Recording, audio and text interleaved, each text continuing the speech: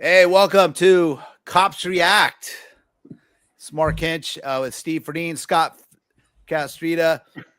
We're all police officers. Scott Castruita, right? That's who you are. We're all police officers, retired. And Scott and Steve run Fugitive.com, right? And you guys know that. Fugitive.com. And we're speaking our minds. And then I work at stolen911.com. And we are speaking. We're going to react to some videos here. If you are joining us, please let us know who you are in the comments. And we're going to watch some videos. And we're going to talk about some Fugitive Watch stuff here. But first, we're going to watch some videos.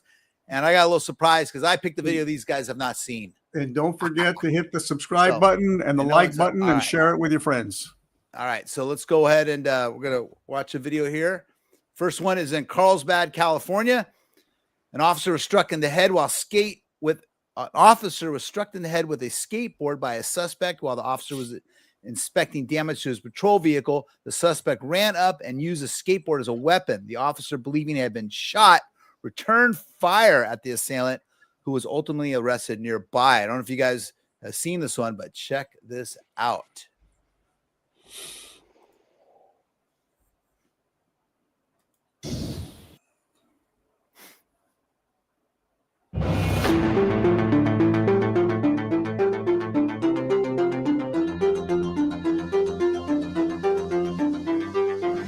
July 20th, 2025. Patrol officers with the LAPD's Devonshire Division are dispatched after receiving a call of an assault with a deadly weapon suspect riding a skateboard as he threatened passersby with a handgun. He's right there in the skateboard. You see him?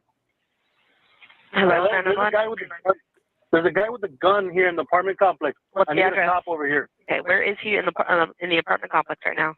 He's right here. Skateboard around the parking lot of the apartment complex. And he pointed the gun to us. He pointed his gun at us, and we still see him. He's still around here. We just saw him run a skateboard. Okay, hold on. We're getting some officers out there. Okay, 1 second.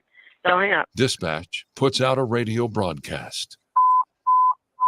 Devonshire Unit AW suspect are now on 20 Prairie Street in the parking lot. Suspect armed with a gun pointed at the PR. It's code 3-3875 RD 1772. Stand by for additional. So what is Code 3? Oh. Code 3 means lights and sirens. Code 3 is basically the... Yeah, okay, cool. Iraheta attempting to force on a skateboard. We haven't seen this. We are reacting. The air unit directs responding patrol units to Iraheta's location on the 9300 block of Corbin Avenue. He's going to be crossing over to the east side of Corbin. Look at that. Oh, there he is. Back up from these officers. He's not going to comply. Southbound Corbin towards Prairie on the east side, still riding the skateboard.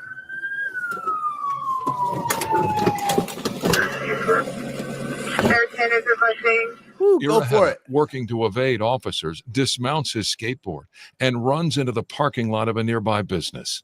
During that ensuing foot pursuit, Iraheta turns and points that reported firearm at officers, and an officer-involved shooting occurs. A portion of the incident caught on the body-worn camera of Devonshire area police officer Carlos Huerta. Get on the ground!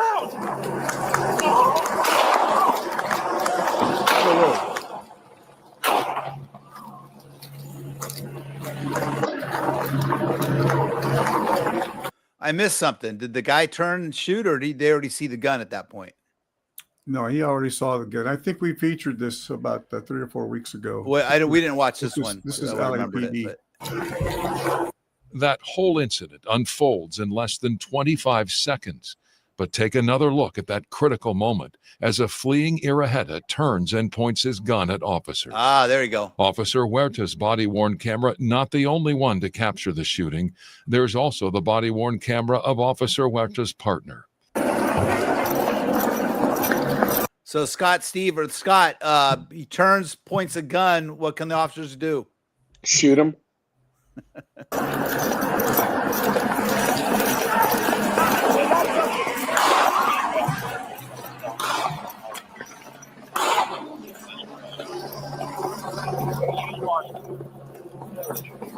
Meanwhile, a parking lot security camera also rolls, showing Iraheta, gun in hand, fleeing from Officer Huerta, Huerta's gun drawn as he makes chase.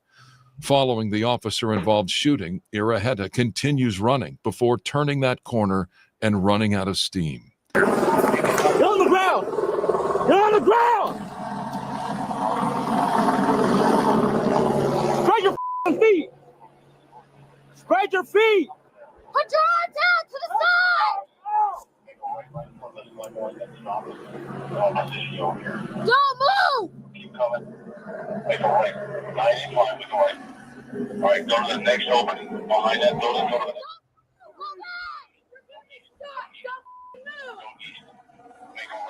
Steve, what do you think?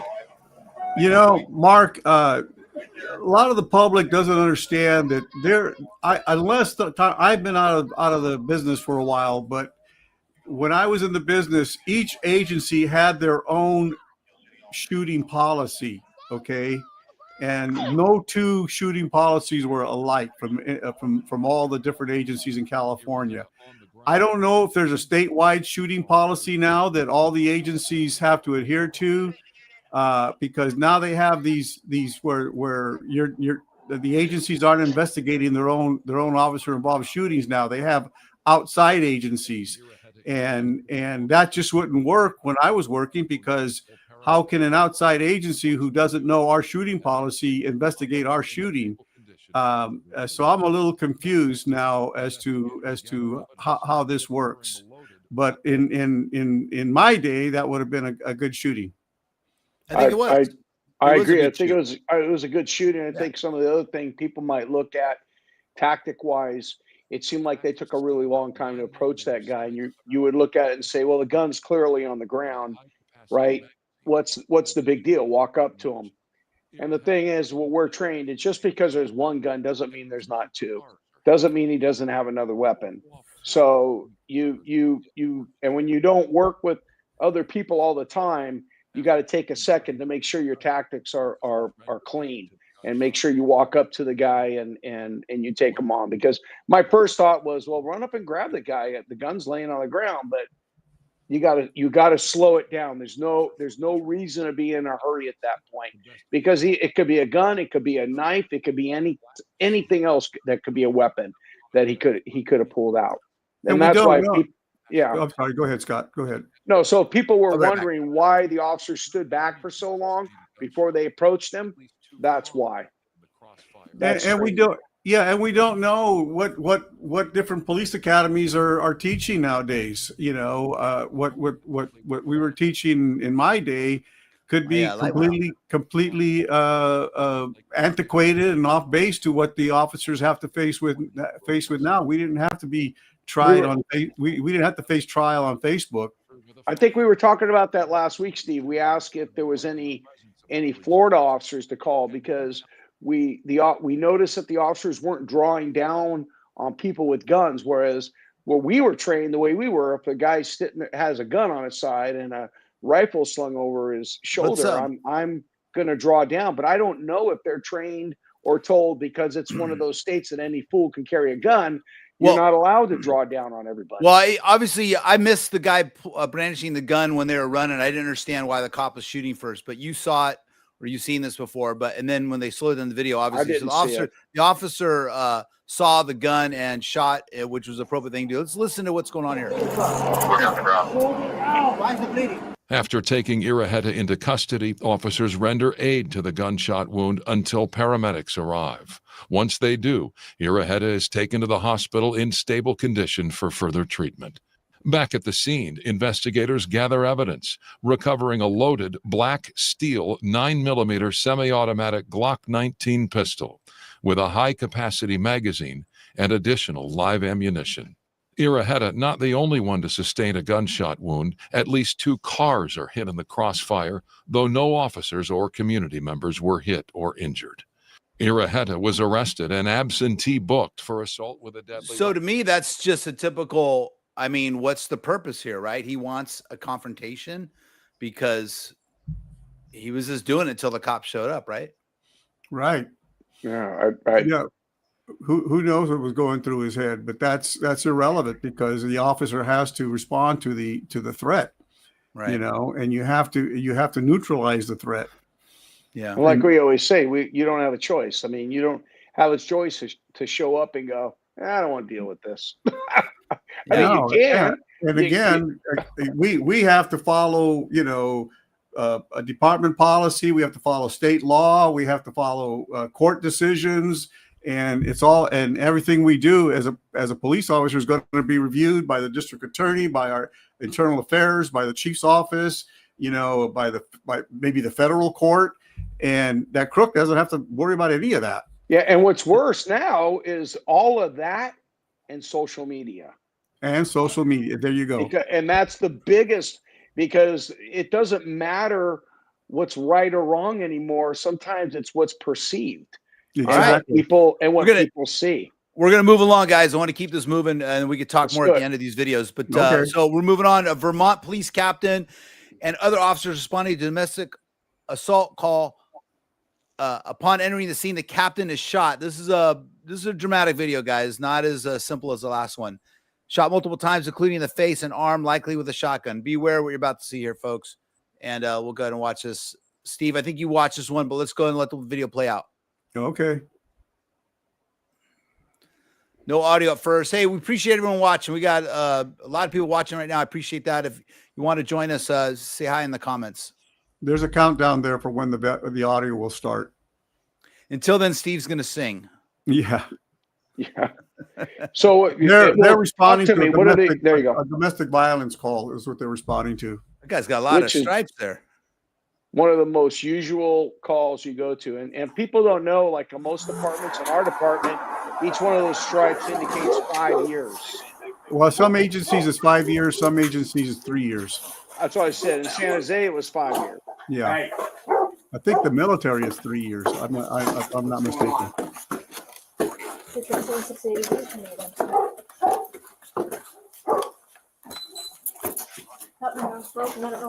Military is 4 years on the hash marks, I believe, if I remember right, and then 5 years in the patrol. Yeah, this officer is a captain, so he's a command officer responding to a domestic violence call. So I presume this is a small agency.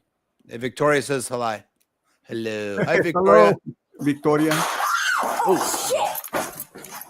Oh my god! Flashbang! Did she say F me? Flashbang's going off me. The captain's up there. Let's go back here a little bit. Let's go back. The captain is ambushed and shot in the face. Oh, right there, yeah. Ow, ow. Oh my god! Flashbang!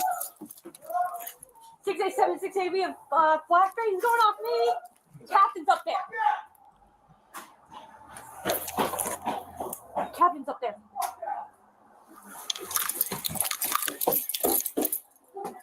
So is the captain still up there? He came down. Yeah, he's still up there. Let's talk about this real quick. Scott, what you're in charge here. What's going on? What are you going to do? So my question is, was the captain still up there, the one that was shot? Yes. Or shot at? Yes. And then the other officer retreated, correct? Correct. That's what it looks like. Okay. I guess so. If you got if your captain's up there, you need to go up there and retrieve him. You got to get up there. All right. You got to get up there. Let's watch. You know That's the captain, because I recognize all those hash marks. Yeah, it's coming down. He's bleeding. Look at his arm. Yeah, he got hit in the face in the chest. I believe. 687, 680, we need an ambulance now. Where are you? Are you hit with a flashbang or bullet? Bullet in the face. Now they still have to worry about the gunman in the house also. That's what I'm wondering. What's going on with the gunman? I think they're concentrating on the captain right now. Yeah, but you got to worry about him coming out. Okay, well, let's think about that. What are you going to be doing, right? She's putting the captain in the car. What's the rest of the officers going to be doing here, guys? They're going to be what? They're going to be. They better be holding the perimeter. They're covering down on the house. Yeah. They're surrounding it. They're going to contain this guy to the house, right? Yeah. Yes. Yeah. Somebody needs to take charge here and start coordinating and orchestrating where officers should be. It looks like positioning themselves. All I know is you got the California Highway Patrol officer telling you people what's going on. Okay, here we go. Yeah. Oh, shot in the fucking arm. Go. Tony makes a good point. You know, imagine if that was a rifle or a pistol. I think the shotgun, it could have been a lot worse. Yep, because he's on the second floor. He could have a commanding view of the entire street. Right. And we don't even know what rounds he was shooting. Was he shooting buckshot? We don't know. Like I think Scott's grandfather, rock salt. Yeah, I think it was buckshot. Relax. It doesn't do any good. Yes, he was pretty seriously injured. And that was pretty much point blank range. Tony thinks it's looks like birdshot.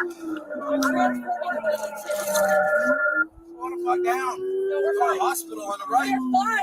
The scary thing, my thought process is I was looking at that street, icy, snow. So she decided, forget waiting for the ambulance. I'm taking you to the hospital. I would have felt the same way if I was shot. I would have just told, hey, just take me to the trauma center. Yeah. Yeah, because there's really no way to put a tourniquet on chest or face wound. No, I don't have a problem with her throwing him in the car. Did she hand him the radio? Steve, I don't think so. Steve, did they go back to the scene? According to the news reports, the video. Did the video go back to the scene? No, it does not go back to the scene. All right. No. So what's the final count here, Steve? You're just gonna. This video is just gonna show them arriving at the hospital and then walking into the ER. Do we have any info on the suspect? What happened there? He escaped the residence and was arrested 2 days later. Oh wow. Yeah, Tony says I think it'd be walking around if it was buckshot. I think. No, I agree. I think the shotgun, anything but that shotgun, he might be dead. This might be a totally different situation going on here. Well, I couldn't tell because it happened so fast. I don't know if they shot through the door or opened the door and shot him. I couldn't tell. But either way, we all know we've seen people shot with shotguns before. It's not pretty. We had an officer ambushed downtown, and he was shot in the chest with a double-aught buck, and he survived. All right, his vest. We're gonna moving along. I appreciate everyone watching. We have a lot of people watching right now, guys, and I appreciate everyone watching. If you are watching, please join in on the comments. Appreciate it. We're moving back to Los Angeles. In Los Angeles, police officers respond to multiple 911 calls reporting a male who was brandishing a gun and pointing at passing vehicles in the area of Arita Avenue and Branford Street. All right, let's see what's happening. Mission Division officers responded to a radio call of an assault with a deadly weapon, ADW, suspect there now, in the area of Arleta Avenue and Bradford Street. The callers described the suspect as a male Hispanic, approximately 40 years of age, wearing a green shirt and black pants, walking along Arleta Avenue, pointing a gun at passing vehicles. Here are the 911 calls and corresponding radio broadcasts. LA City 911, operator 208. Yes, I'm right here in the junction of Arleta and Brantford, and there's a man brandishing a gun. He's walking down the street on Arleta. Is he white, black, Hispanic, or Asian?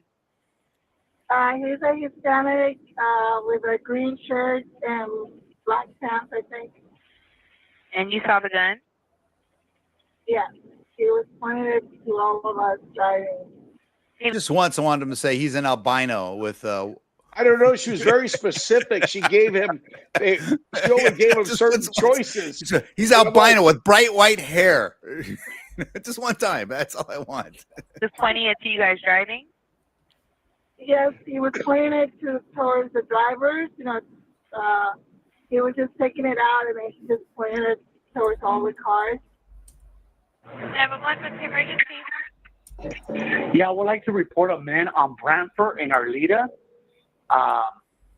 He's waving a gun to people that are crossing the street. Don't know if it's real or not, but he has a gun on his neck. This is a lot like the skateboarder one we had earlier. What like? Was he black, white, Hispanic, or Asian? Right? This just is someone. like Hispanic, green shirt. What about the Florida one last week?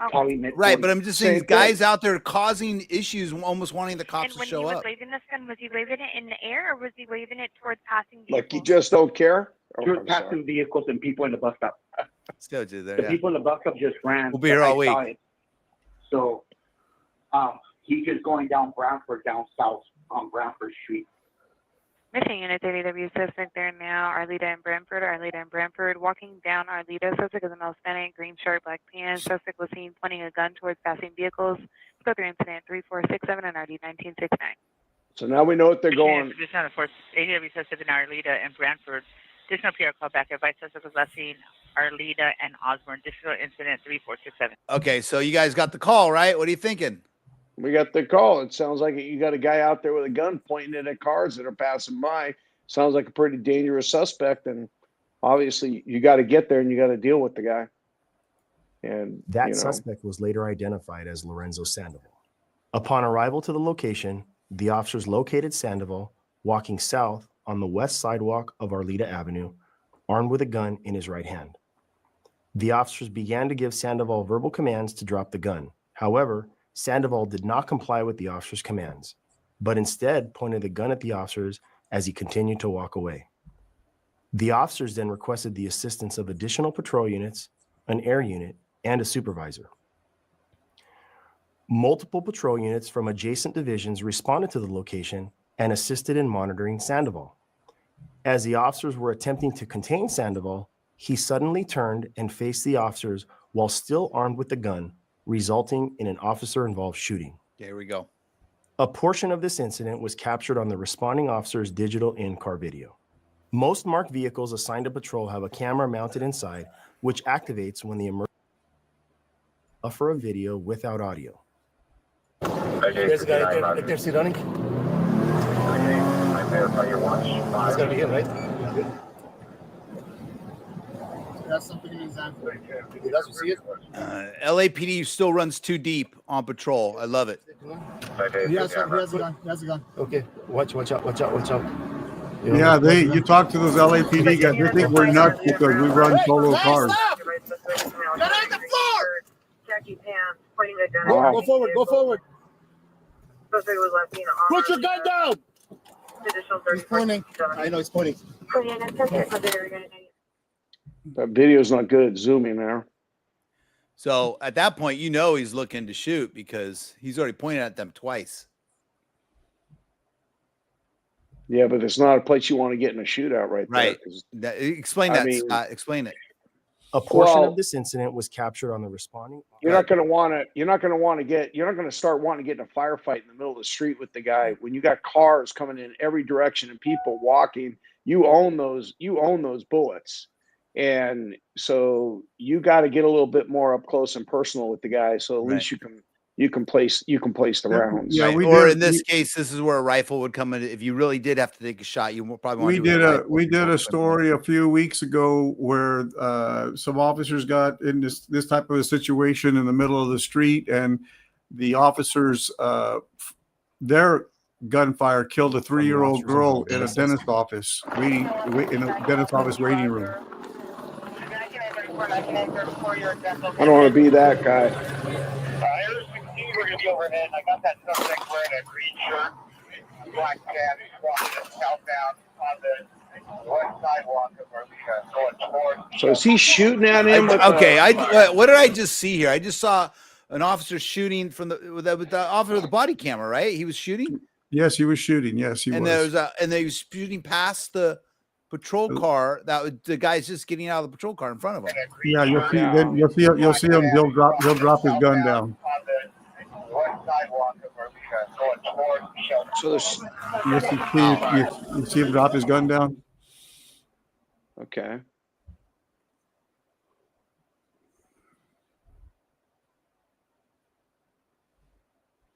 Okay, so the shot's further to the right than it was. I assumed it was right. Digital in-car video right past from the the other officers patrol car. involved in this incident. Drop the gun! When that other officer got into his line of fire, he stopped shooting. Yeah, but the guy's way over here to the right. He's not up here on the road. 41, we're gonna have shots fired. So their background, they have a better. Their chances, they're not going to hit any passerbys. Right. See, he's way off to the right. I assumed he was down that road last time. And that guy's not going over that fence. Look at that fence. That's not a. That's one of them. Sandoval was struck by gunfire, fell to the ground, and was subsequently taken into custody without further incident. Here is additional body-worn video from the officers involved in this incident. This is just body cam video of them rendering first aid. Hey, I'm going. Article on the right. Okay, I'm going up on the right. So Scott, they still got to approach cautiously. They don't know if he's got another weapon in the waistband or something like that. They have no idea, but they're, they're yelling out commands as people that haven't done that. You have to be very loud. I'm on the right. I'm moving on the right. I'm moving on the right. I'm gonna grab his arm. You want to let people know so somebody, because people are still going to have their guns trained on this guy. They're still going to be pointing at him in case he all of a sudden he's playing possum. He's pretending like he's hurt, but he's got another weapon. So not only that's all. Just shoot him in the leg. Matt's being sarcastic because a lot of people just think Marc, just shoot him in the leg. Marc, but this is a BB gun too. You got officers that are jacked up, and you don't want them to accidentally shoot another officer in a situation like that. Or the guy like last week who had his gun on the finger on the trigger. Exactly. So this turned out to be BB gun, right, Steve? I believe so. Yes. Yeah, it looks like a CO2 cartridge. So again, guys, what I talked about earlier, another call of a guy who just wants to. Sandoval was eventually cleared for booking on August 15th, he's gonna 2025, and arrested for resisting. He just wants to be confronted by cops. It sounds like, right? Yeah, you don't know. Are they on drugs? Are they drunk? Are they suicidal? You don't know what's going through their head, and a lot of times you can't figure it out because they wind up deceased. But as far as the officer goes, all they know is they got a guy, they got a gun, they got to make sure that if they get in a shooting with this guy, that they got to know where their bullets are going to go, and they got to think about where that guy's bullets are going to go if he's shooting at them and there's cars and people behind them. I mean, there's a lot of stuff the officers got to. A lot of moving parts.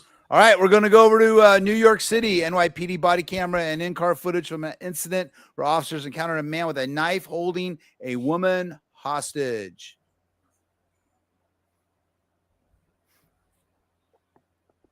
Audio will kick in a second here.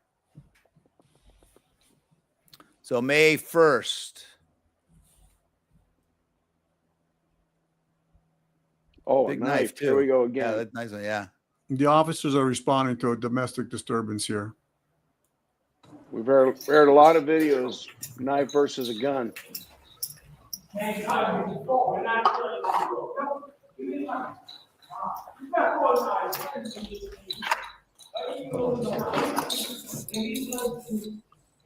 So he has his hand on his taser. He's deciding whether he wants to take his taser out. I have not seen this video. I haven't seen it either. Okay. These officers, I don't know if they normally work together, if they're a two-man car, but they really coordinate and handle this call tactically very well. Shut the door. Come out. Can you step out? Shut the door. Put the knife down. Shut the fuck Lady, can you step out? Come out. Come over here. Step. One officer's on taser, one officer's on lethal. Yeah, we can't hear over this. So what'd you say, Steve? I said they tactically, I don't know if these officers work together, if they're a two-man car, but they really handled this well. One officer was on non-lethal taser, and the other officer had his handgun out.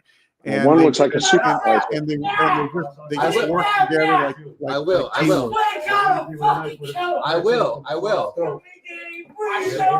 see the officer with the taser. He'll illuminate the suspect with the light from his taser, giving an opportunity for the officer with the handgun to take the guy out with one shot. Just let it go. Okay, so I don't know if you guys can see, but over here, he's got the woman as a hostage. You'll see it a little clearer here. All right, let's watch it out. But they're working together very well. Drop it. Drop it. Drop it. Drop it.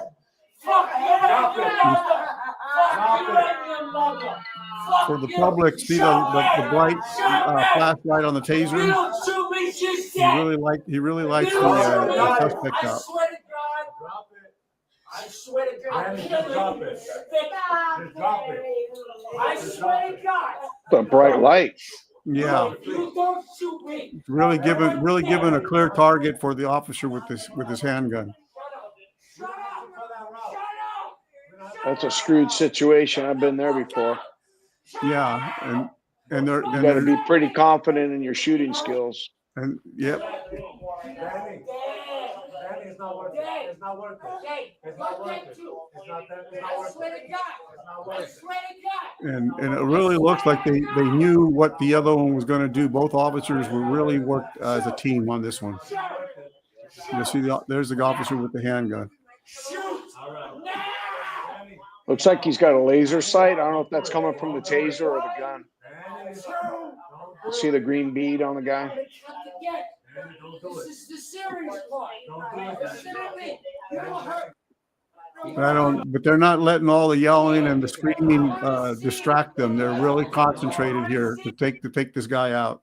I think they've made a decision. They're just waiting for the right moment.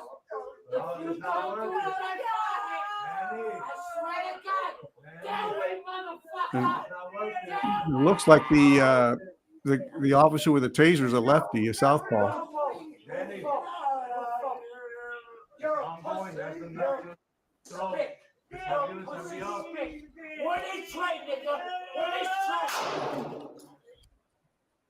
Okay. So, Scott, you haven't seen this, right? Fantastic job by those officers. Those are heroes. So he took the headshot when he could take it, right? Yep. Wow. I couldn't tell where he hit him. Those are heroes in my book. But he dropped. Yeah, I'm not sure. Did you see the green dot? I don't know if that was coming from the taser or from the officer's weapon. But the other thing too is they were coming out with tasers. I'm not sure. Some tasers have cameras in them? Yeah, some of the older ones. If somebody watching knows. Hey Matt, do any of the tasers have cameras in them these days? I remember they had them for a while. I know they were putting cameras in the tasers there for a while. Yeah, I was gone before the tasers came out. Yeah, they were still using slingshots. Steve retired just before they got slingshots. But again, Steve retired just before they got radios and patrol cars. So they had the phones, and then but again, this is a reminder to our fellow officers, the men and women, and still in uniform that I know you have families and you're busy, but you have to take time to go to the range. The taser question was, do the new tasers, do they have cameras in them? Because I know that just before I retired, they were putting actual cameras in the tasers, but I don't know if they're still doing that. That I don't know. Okay, watch, guys. He's going to take the shot here. Here we go. Watch. In the coming weeks and months, the NYPD.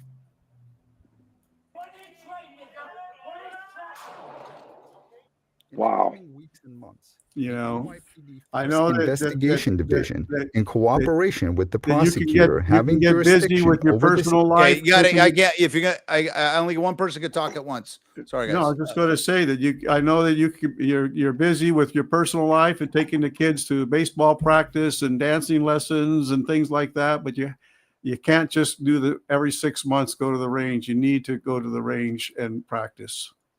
Yeah. And this is a good example of this officer obviously has taken time to practice. Yeah, that was he waited a long time to take that shot, but he took it when he could. And he was all right, we're moving over to Utah. We got one more video to watch here. Thanks for watching again. If you are watching, as Matt said, they used to have cameras in the tasers. I remember that was a thing there for a while, but I think now with all the body cameras, I think it was just they're using the body cameras now. We'll probably choose up the battery for the taser. This one's kind of a long one. This is dealing with someone who thinks they're above the law. Here they got something to say. This is a video shows a confrontation between Utah City councilman and police officers who responded to a minor car accident involving the councilman's son. The councilman immediately challenges the officers. questioning why 2 officers were dispatched for a non-moving vehicle incident and accusing them of wasting taxpayer money and having a lack of training.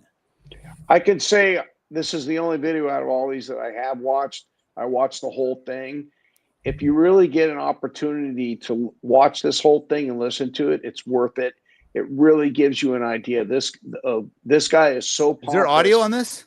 And the officer, Yes, there's audio. The officer does an excellent job. I thought the officer did a great job. He did not let this guy get to him. Why are you here? He's asking you which car is involved. Yeah, I want to know why there's 2 officers responding to such a simple thing. Because there can be. We pay a lot of money for you guys in the city. Really? Okay. And I decide whether the budget's good or not. And so I think you should go patrol Main Street, do your job, and I'll talk to him and I'll deal with it. Let's go. Let's look at the body language. Go patrol Main Street. I'm not dangerous. So I would have said, fuck you.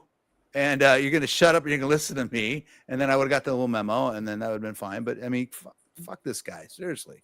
No, this guy. That's because you're not working for a small agency, Mark. Go patrol Main Street. Make yourself useful. I know you could get away with it, Steve, especially out in Utah. But you got to, you'd get in trouble, but you could do it. I mean, but this guy's make an ass of himself. Come on, guys. Go patrol Main Street. Make yourself useful. Let's not waste taxpayer dollars. But they did it right. Just letting them play it out. Let them be an ass. Come down here. I've got a family event going on. Okay, that's fair. I'm willing to do that. I want to know why you're even here. Because I am obligated to it. Check out his body language. That's wrecked down there. Oh, I watched the whole thing. And you have already talked to the guy and said that your son had run into his car. Yeah, and I gave him my insurance and I gave him everything, and we already called and made an insurance report. State Farm's handling everything. Okay, and it's also over $1,500, so I need to. It's going to be his car's totaled. Yeah, so he called you. That's what you. Yeah, that's all you need to say. I was screaming in my pillow. Yeah, see, this is the problem, and I couldn't handle it. Blows my mind. My lack of training. Our lack of training. Wow. Yeah, it's just annoying on top of annoying. This guy was just an obnoxious. He goes through all the. He ends up calling like. I've had that happen. I had somebody go, who I'm talking to? I go, no, I'm talking to Deputy Chief so-and-so. I'm like, okay, that's nice. Back in the day, talk about old school. I mean, I would have said that. I was talking about on my last couple months on the patrol. I would have gotten in trouble for telling this guy, like I said earlier. But I get what you're saying. You got to these guys did a great job like that. But back in the day, Steve would have pulled his sap out and beat this guy. Back in the Charlotte, one of our viewers sent in a text.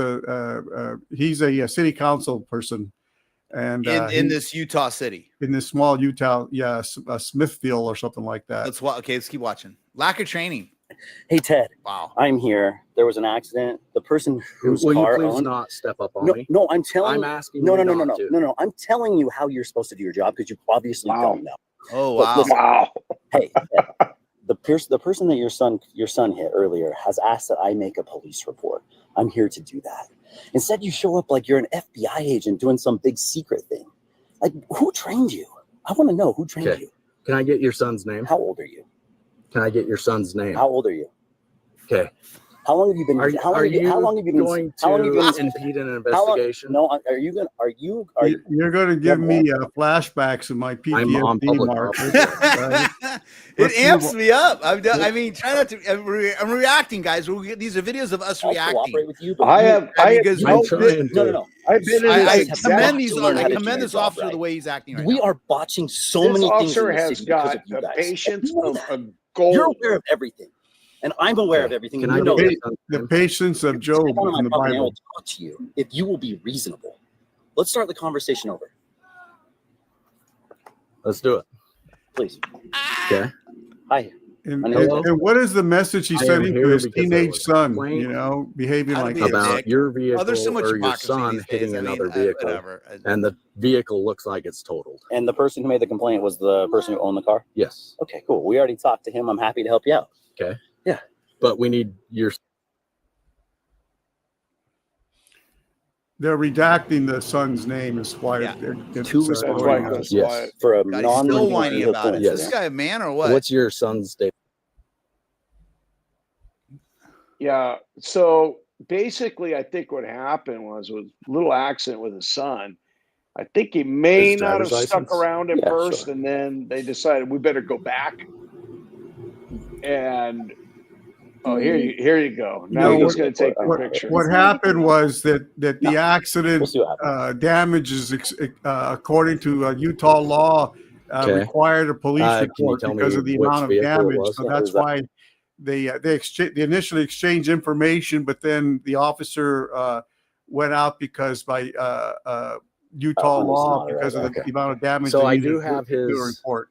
or I guess it's your insurance information. Yes. Does the car belong to you? Yes. Okay. I stayed there for half an hour. I waited for them to get home. Okay. When they got home, I gave them their information. I mean, I don't have a problem with it was a property damage. No approach reason for the to city responding councilman to be behaving like this. officers Yes. to this, and we we'll probably have another accident on Main Street right now. So it's this one right here. Oh my God! I like this officer. Look, as a highway patrol officer, I can tell you right now, I would have had this done in 2 minutes if you just would have given me the friggin' statement, and I could have gone on our way. But talk about wasting time and money. And I remember at Harvey Bear Ranch one time, I went there to help. We got there to back up. The sheriff asked us to back up, me and my trainee, and at Harvey Bear in the middle of the day. And this guy started questioning us. He's out there with his family. It's on my body camera somewhere. And he started questioning us why there were so many cops there for this incident about this dude and what a waste it was and all this stuff like that. And it's like, just go on your walk. Don't worry about it. Just go on your walk with your family and let us handle this. The sheriff wanted us here. We're here, and it's frustrating when you hear this. I commend these guys because they handle it so cool, or this guy did.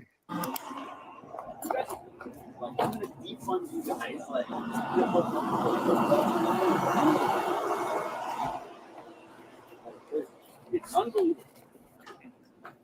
He's still whining about it. Oh, he never shuts up. I watched this thing because I was gonna do an Instagram post on it, but it was just so long. I ended up not doing it. But I mean, the officer's just he's just trying to knock out a quick investigation, do the appropriate paperwork. What he's supposed to do. He's still yapping about Give it. me one good reason why he's there. Here it Wasting goes. tax dollars. Wasting tax dollars. Wasting tax dollars. I love that you want me to answer your questions, but you won't answer mine. Because you don't know what the frig you're doing. He doesn't dispute it. It's dispute fault. If it's his fault. What a small man. Yeah.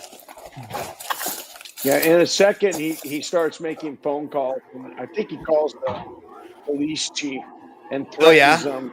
Hey, Bob. Bob, one of your officers is here, Bob, and I don't like it. Yeah, tells him that he's going to cut his funding. Oh, yeah? Oh, really? Yeah. Oh, yeah. And he appears to be stone sober. I mean, he can't even use being drunk as an excuse. Okay. No, he's just. So here he is your son okay? Hey, Justin, Ted Stokes. Hey, I've got 2 police officers in my house. And what I really This is the like most about this unbelievable officer, thing I've he ever just seen. lets him make Tucker the hit call. a non-moving car in the He just lets We him gave go. the insurance. What's that? He just lets the guy make the call. He lets him do his thing. This is the beauty of the body cameras. The body camera shows the people, shows the viewers, us, what idiots. It lets us record how the type of idiots these people can become. When an officer does something bad, like if I cussed the guy out, the body camera would have got it. And I said, hey, I did that. I own that. But here we go. This guy's acting like an ass, right? Yeah. And the body camera captures everything. I love it. Ash, Bravo We 12. gave the Can I get a insurance to the 1027 guy. by number? Everything was good. I think he called to make a report just to make it fine. 2 officers show up at my house, walk up to my front door. 247 118 417. Don't tell me anything other than we're here to do an investigation. And the other officer's still sitting here as backup. Like, this is Justin. I'm sorry, but Sorry, 1090. this can't happen. Man. Like, Just this other happened, officer buddy. needs to go Yes, correct. fine to give a report to this. So it's August. Steve, did this make the news all over the place over there or what? Oh yeah, sure did. He resigned from the city council and apologized. Justin, I promise you. Made a public apology. As a city council member to make sure these guys are defunded. There will be 5 police officers. He's gonna defund you. Unbelievable. But I have this guy needs a backup officer to make sure I don't hurt him. at my house for my son. I would hitting a defund car you. non-moving. I waited a half an hour at the guy's house to give him his insurance policy. I'm fine with him making a police report. I'm blown away by the fact that right in the middle of my Sunday dinner, my daughter's birthday party, with five other cars here for guests. I've got 40 people at my house for a birthday party. So And can I I've talk to got your two son? officers at my house. And this guy's. Can I talk to your son? Who's the other officer? Macomb. Macomb. Yeah, I've got Hanson and Macomb. This is unbelievable. My daughter would have said, the guy would have said, well, who's the officer? My daughter would have said, your mom. Like, get on Main Street, the other officer, and go patrol. Instead, they're making sure City Councilman Stokes doesn't do something. Like, I don't know if this is retaliatory. So not only do officers have to worry about defending their lives and the lives of others, they got to worry about idiots like this. Yeah, back in the 70s, before there were body cams, we used to carry these little mini tape recorders, and one of the city council people here in San Jose was intoxicated and misbehaving downtown, and the officer or the sergeant or somebody had a little mini tape recorder and just recorded him, and he had to resign. I don't know what to say, Justin, but I carried one, Steve, because you told me to, and it got me. I remember going in internal affairs and breaking out the little tape and go, listen to this. Got me out of a few jams. Hey, sure did. So my fantasy, was I kind of mentioned earlier at the beginning here. Imagine, Scott, this was your last week and you ran into this guy, and you know you're retiring on Friday, right? Okay. And I guess that's where I'm at this point in my head. I did. And I remember the things I would say to this guy, knowing that I'm going to get in trouble, knowing I'm going to sign a memo, knowing I'm going to get maybe a day off or something. The things, because I'm still going to retire, right? And but the things I would love to have said to this guy, you know. Well, when we get a chance, I'll tell you what I told the mayor in briefing in front of all the officers and the chief and everybody, because I was leaving in a week. And I had no problem. Yeah, Mark, I had the exact opposite. I had just lateraled over from the sheriff's office to San Jose PD. I was on probation. I only been on a couple of months, and I get dispatched to this saddle rack. Listen, wait a minute, Steve. Let him listen to this guy. Okay. We are amending. Like, we are going to 5 officers. This is it. We need 2 officers on duty in the morning. We need 2 officers on duty in the afternoon. We need 1 officer on duty at night. This is the most unbelievable thing I have ever seen. You know, I've done some stupid stuff in my life. I've said things I regret. I can remember things that, you know, can you imagine having one of those on body camera? Because this guy's moment right here. Luckily, none of mine were on a body camera back when this I was is his fame. My God, this is just so embarrassing for this guy. How much you want to bet we're going to get a letter down the road, him asking us to take this video down? We get those all the time, right, Steve? Yeah, we sure do. Tell me when you can talk in the morning. Go enjoy your Sabbath. I need to talk to you first thing in the morning. This is unbelievable.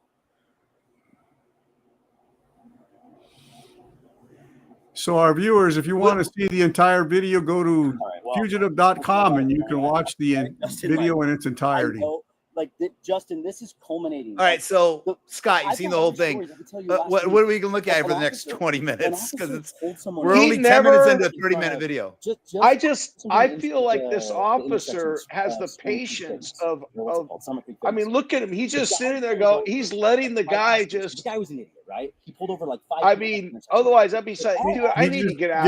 He's just giving him all the rope he wants, all the rope he needs. A left-hand turn or a right-hand turn or go straight through a Main Street intersection. Yeah, now he's complaining about something. His stop. Something else had happened. Justin, if you were the officer in that situation, tell me what you would have done. Has nothing to do with this guy. You would have got out of the car. You would have gone up and said, "Hey, can you pull 20 feet forward so I can pull in behind you?" He's pissed off because he got a ticket a couple weeks before. Parked smack dab in the middle of the intersection and sat there and did his 20-minute stop. And I have pictures of it. I have videos. Like, Justin, we cannot fund this because it's not worth our money. So the chief of police has to listen to this guy now, huh? All right, so Steve, Scott, I'm gonna let's go. What happens here, man? How's this progress? The happy ending. The officer, like, basically, have a nice day, sir. He was just perfect. The officer just handled it perfectly. I don't need his. Yeah. And he just, So and what it you need to ends do, and like he you- leaves and this guy ends up resigning. Contact your insurance company. That's what they'd be looking for. Cool. After being humiliated on the 5 o'clock news. You want to fill out a witness statement or anything? Because this video showed up on the 5 o'clock news on all the local news That's why we channels. waited for 30 minutes for them to get home. That's why we Appreciate gave that. it to them. That's why we took care of it. I expected that someone might show up to just make a police report because sometimes the insurances want that. And somebody did show up to make a police report. That's exactly what happened. Yep. Just a bad overreaction. And now, again, if you're going to overreact, just remember, man, these little cameras are cheap. They're on there, record everything. And there's a reason, you know, it's changed the game. We were talking, I was working with someone today, retired Redwood City cop, and we were talking about how, remember, defense attorneys, they didn't like body cameras. Oh, they no, like them. They don't like them because they show a lot of and for a while there, they were trying to, when someone would make a false report against a police officer, a lot of the organizations that were defending some of these troublemakers were saying, well, we don't want you can use body cameras, but you can't use it if someone makes a false claim against you, because then people won't want to make reports against the police. I go, what, the fake ones? Yeah. And that they tried to do that. They tried to get that in the policies. Like, we're not going to use the body cam videos to go after people who made false claims against us. But this is great. It's transparency. You know, we can see if the officer screws up. We can obviously see when the city councilman screws up. Right. Right. So it's just Axon has AI reports. It's magic. So yeah, and now the upload the body camera, and then the body camera writes the report, and then the officer signs off on it. Isn't that amazing? I love it. I love it. That's awesome. That is Great. so We're not nice. wasting time. Hey, I appreciate everyone watching. So we always trying to start with like 5 videos. That was a portion we looked over some live videos and kind of got a reaction to it. We do have some stories here, future to watch stories to talk about. And but if you have something you want us to look at, you can reach us on any one of our sites, Stolen 911, Future to Watch, Cops React, or comment below, and we appreciate it. Let's move over to, oh guys, what's going on here? Let's see. Shop owners using fog machines to smoke out thieves. This is kind of new and cool. I remember my brother's an alarm guy, and he was selling these things for a while, but I haven't seen the story yet. I have not seen any of these stories yet, so I'm reacting to it live. City USA, which is the company behind those. I thought this was pretty cool. Thank you so much for your time. So we saw the machines on display there in that video with Evan. Talk about the strategy behind these fog machines. You know, compare them to, say, surveillance cameras and the traditional alarm system. So it's kind of a tiered effect.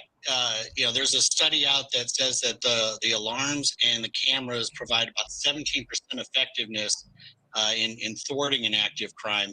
When you add the fog as that next layer, it becomes 97% effective. The fog is the active threat deterrent because the thieves can't steal what they can't see.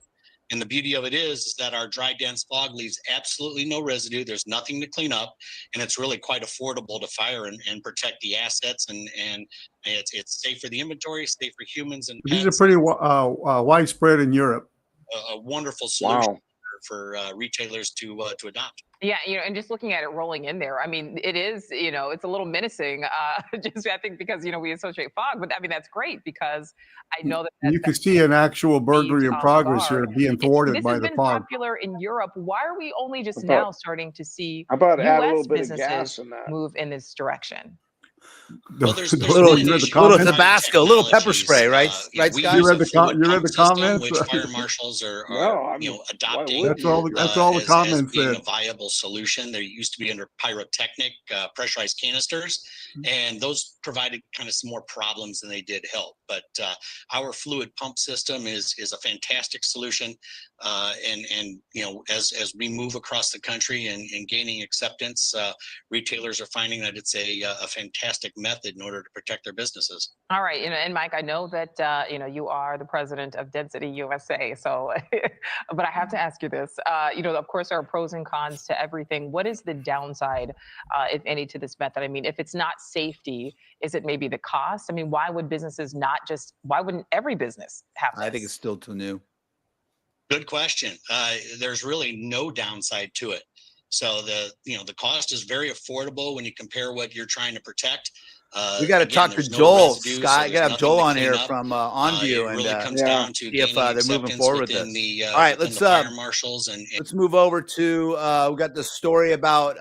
So real quick, back in the day, Steve used to sell a product. Remember the multi-level product Steve used to sell? Right. Remember you would spray somebody with the it was like a mace, but it was a dye.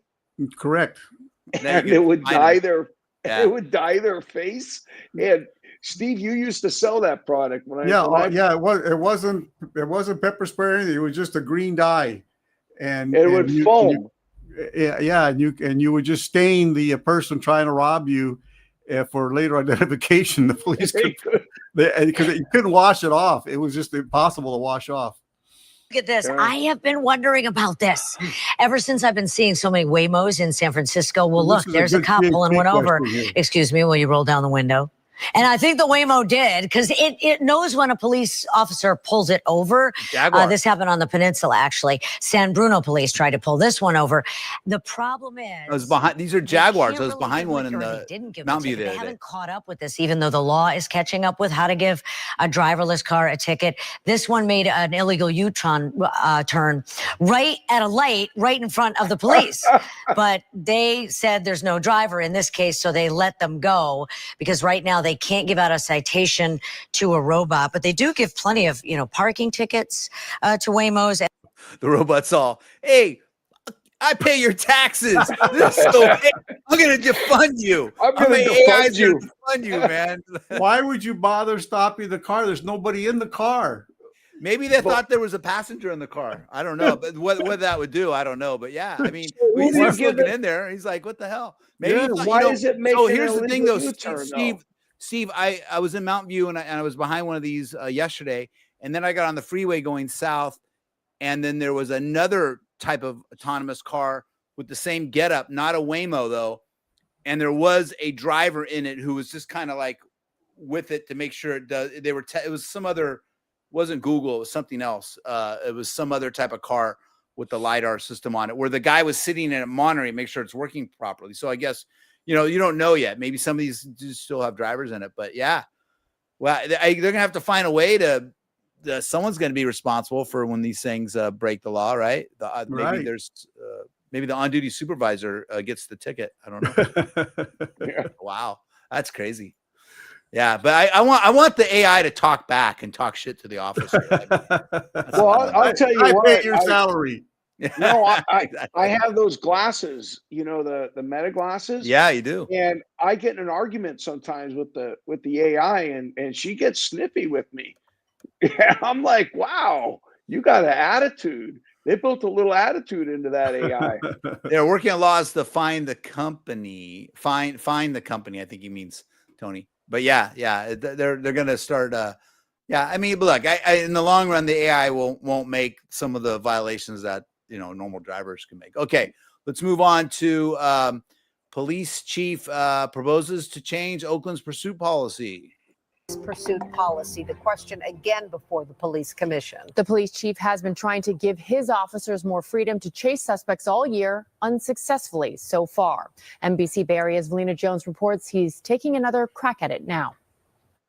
Chief Floyd Mitchell wants to allow officers to initiate a police pursuit on their own, then immediately get supervisor approval to continue. Safety advocates are praising the potential changes. We need to support this pursuit policy to making sure that the police can do their work.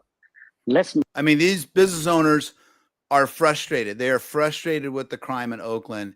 And so you're going to see this. You're going to see the activists say, no, it's dangerous. And pursuits can be dangerous, but you got to give the cops the ability to make that judgment call at that time. Because if you have a zero pursuit policy, it just becomes chaotic. Not put handcuffs on our police officers. Let's help them to help us. Well, because it's chaotic because they don't have a pursuit policy. It's been that way for years. So does Oakland have a no pursuit policy? Yeah, that's what they're talking about. The only people that pursue in Oakland are the highway patrol. Let me break this down for you. Hold on, let's watch it and you can do it at the end here. Hold on. All right. to stop all these criminals coming to our city. It differs from the chief's original request that would have given police more time to notify a supervisor. Both proposals remove the current required permission officers must receive before engaging in pursuits over 50 miles per hour. The Anti-Police Terror Project wants the policy to remain as is, arguing pursuits don't solve crime. There we go. I still have questions about what then the supervisor decides is worth risking somebody's life, because every time they engage in one of these pursuits, you are risking someone's life. Police pursuits have been under scrutiny since Marvin Boomer, a Castlemont High School teacher, was killed by a driver running from CHP back in May. CHP claims they ended the pursuit before Boomer was hit. And in 2022, Lolomania Soakai was killed after a driver fleeing OPD crashed into him. A Dante Pointer, attorney for the family, is trying to hold the city responsible for his death. They had there's a lawyer, bad haircut and a suit. Here we go. A family member taken and torn from them. A mother was forced to watch her son die at her feet without any medical assistance because of a police chase. Governor Newsom pressed Oakland last December to loosen its policy and threatened to pull an influx of CHP resources off the streets of Oakland if they don't. We need to see that policy changed. All right, Steve, go ahead. Sorry. So basically, OPD had a no pursuit policy. So if they drove up on these guys doing those robberies, those mob robberies, jumping in the car, and all the stolen cars taken off, the OPD officer just waved at them goodbye and take a report. And because of the pressure, I got the video play out. I can't leave it on Newsom because it might trigger some people. Oh, this commitment from the state can't continue unless we see. So police says in a statement. Okay, go ahead. Let's go. So yeah. So anyway, Oakland is in a unique situation. They have they have the police chief. They have a civilian police commission. They have the city administrator. They have the mayor. They have a federal court oversight. They have a monitor that's appointed by a federal judge. And it's just a mess. So they have this no pursuit policy, and you see the result. It's just it's a failed state. Yeah. So now because the governor says, hey, if you want our help, you're going to have to start chasing people again. And this started happening in the mid 2000s. I remember being an officer in San Jose and San Jose PD. You guys went to this. We were calling off pursuits, and I remember there's that one, the lieutenant called it off, it was some sort of felony thing. And it was, there was different reasons. And I remember the discussion between some of your officers. I was on one of the task force times working with San Jose PD at the time when it happened. But this issue, this came around in the mid 2000s. And I told you guys when I was in LA in the 90s, my very first pursuit on training was Hawthorne PD, and we were responding. We were about getting in position, and then she went off the freeway, and they chased her off the freeway, and that lady went through an intersection and killed another lady innocently. And and my very first pursuit was seeing someone who died who was innocent. Again, it was a legit pursuit. The person that got the person fleeing, Mark. Yes. Of course, Steve. Of course. No one's not saying that. That's not true. There are a whole segment of society that think it's the police's fault. Well, we're not saying that.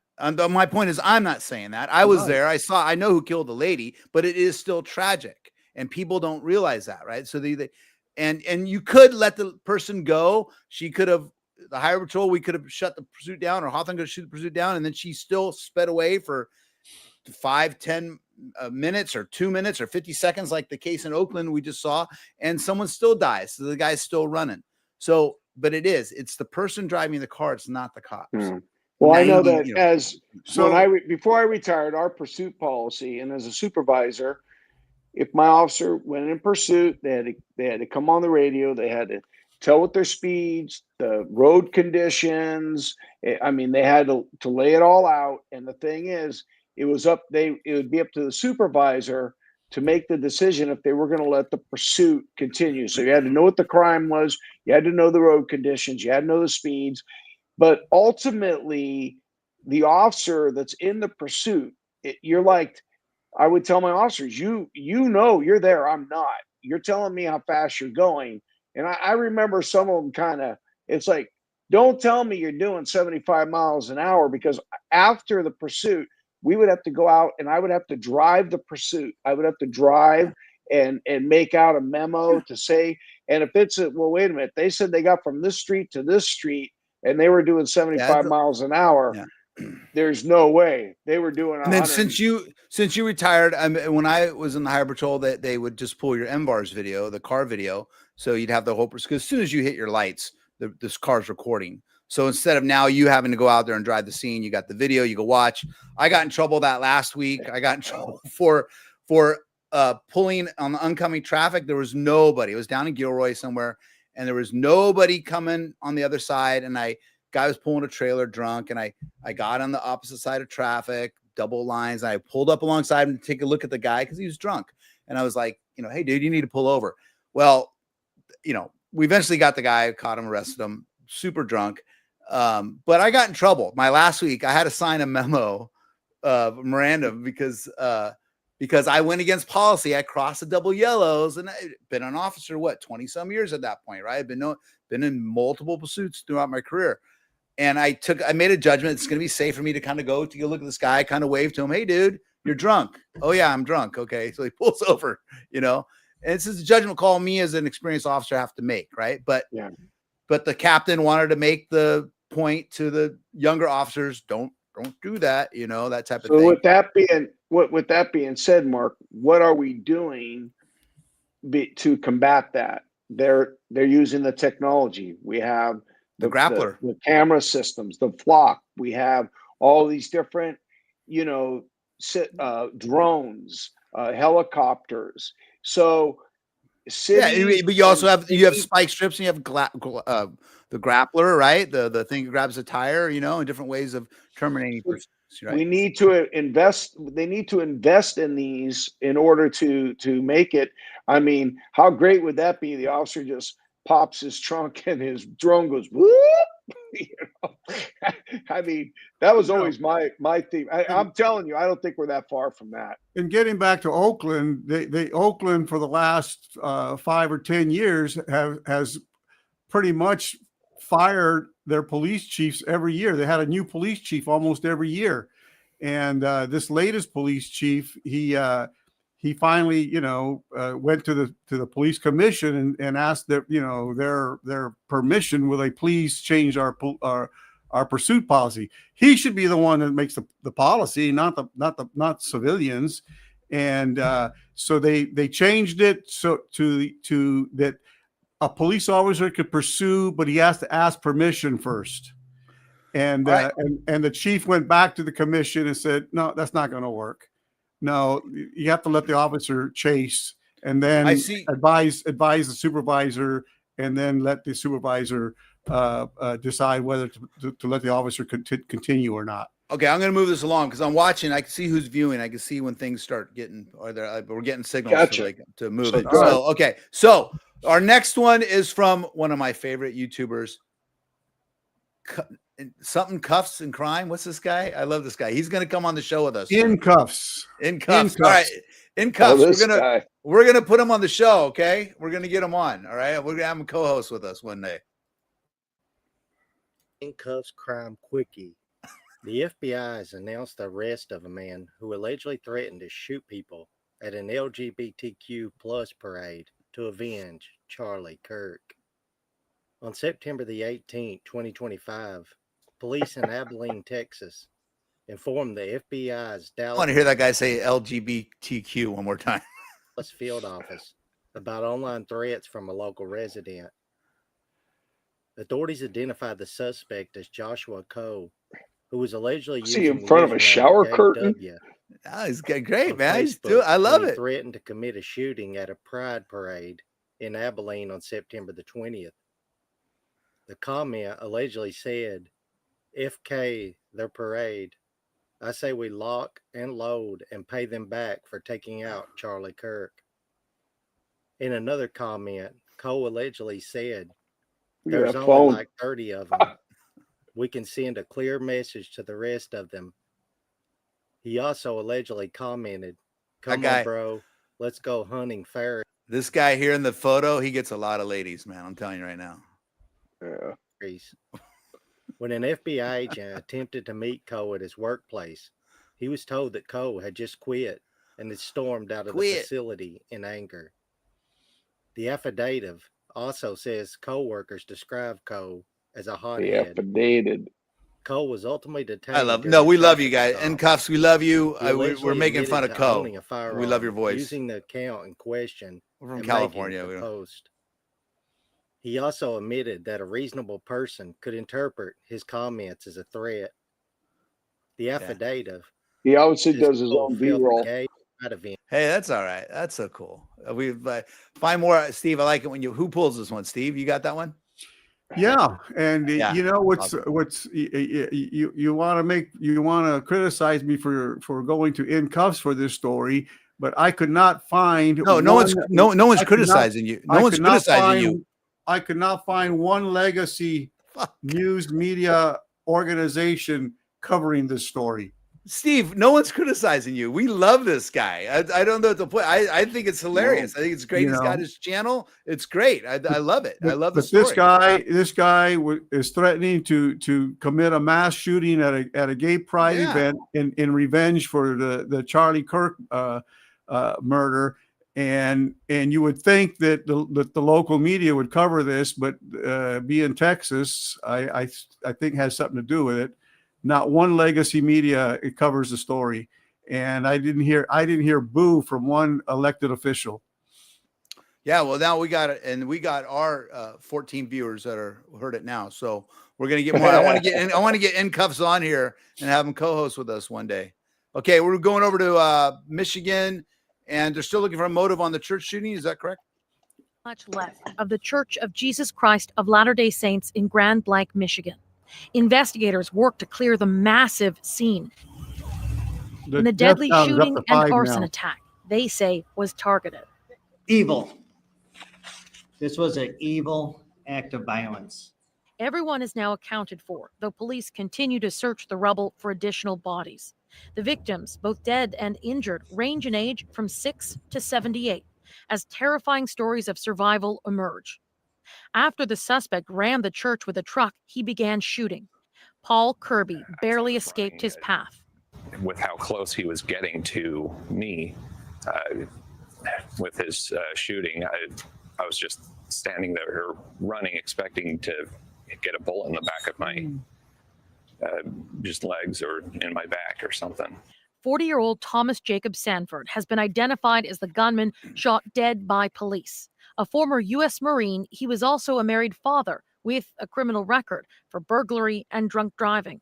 The White House says FBI agents are still working on a motive. All they know right now is this was an individual who hated people of the Mormon faith. That very much seems to track with comments Sanford made at his door to a city council candidate who canvassed at his home last week. He did make the statement that Mormons are the Antichrist, which is a shocking statement. And again, this is somebody you're just meeting for the first time.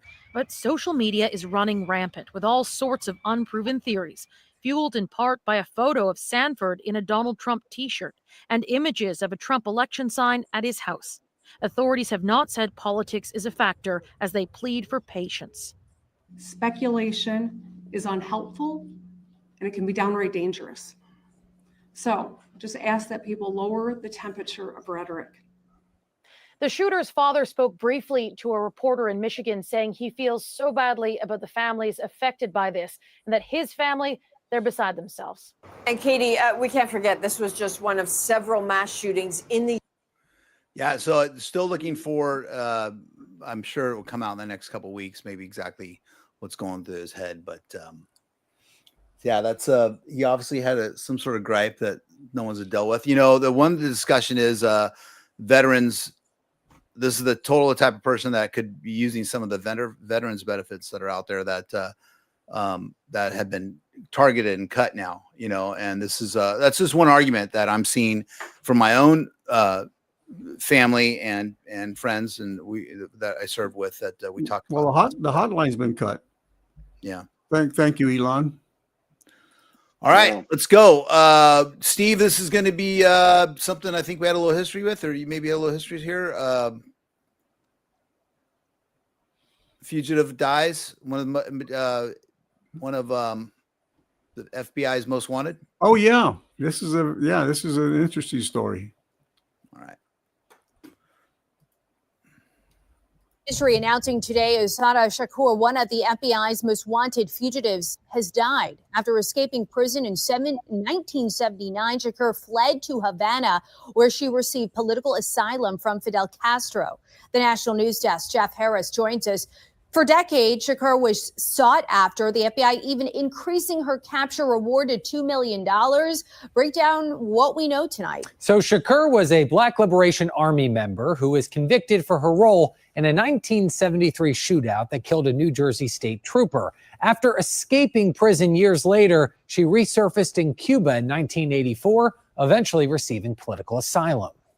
The Cuban Foreign Ministry announcing Friday, Assata Shakur, also known as Joanne Chesimard, died at the age of 78 from health conditions. The National Police Association's Betsy Brantner-Smith telling us she should have been back in the U.S. a long time ago. Why wasn't there more done to get this woman back into custody? A member of the Black Liberation Army, which the FBI describes as, quote, one of the most violent militant organizations of the 1970s, Chesimard was convicted in 1977 of murdering New Jersey State Trooper Warner Forster. I guess his family can have a measure of peace now, but they never really did get justice. In 1979, she escaped from prison before resurfacing in Cuba in 1984, where then Cuban leader Fidel Castro awarded her political asylum. Speaking with NBC News in 1998, Chesimard proclaiming her innocence. Did you shoot Werner Foster? No, I did not.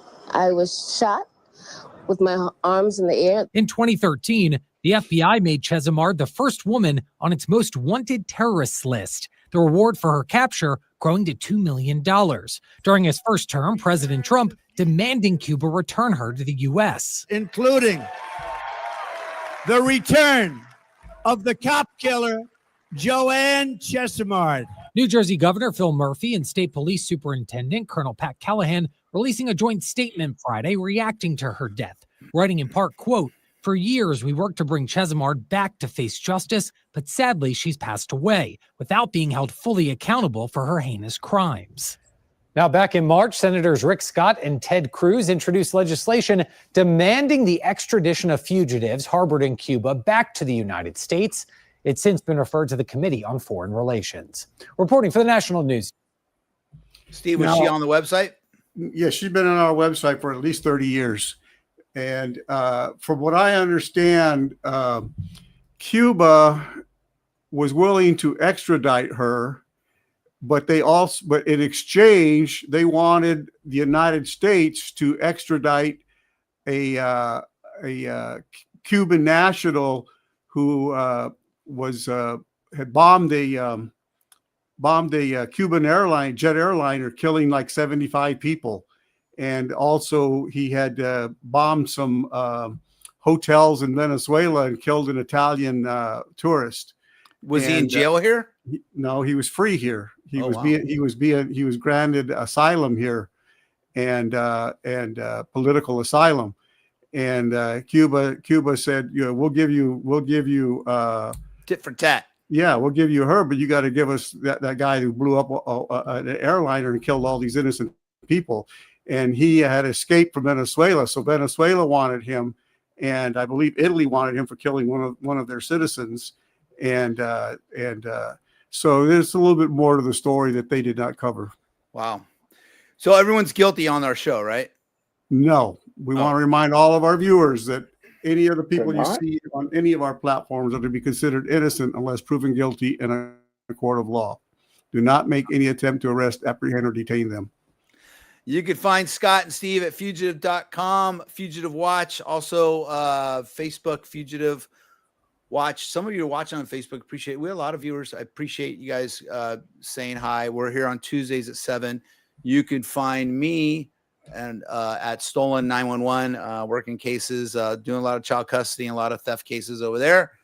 And I appreciate it.